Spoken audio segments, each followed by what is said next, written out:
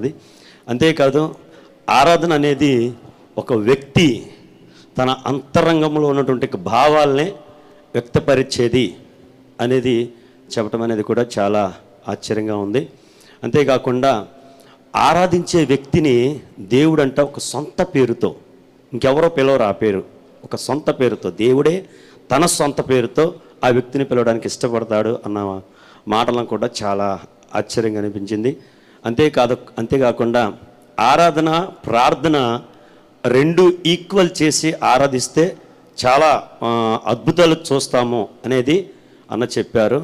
ప్రార్థనలో ఏకీపించటం కాదు కానీ ఏకీభిస్తూ ప్రార్థన చేస్తే చాలా బాగుంటుంది అన్న పదం కూడా అన్న చెప్పిన దాన్ని బట్టి నేను చాలా సంతోషించాను, ఆత్మలో ఆనందిస్తున్నాను. అంతేకాదు హార్పన్ బౌల్ విషయంలో కూడా చాలా అన్న మంచి మాటలు చెప్పారు.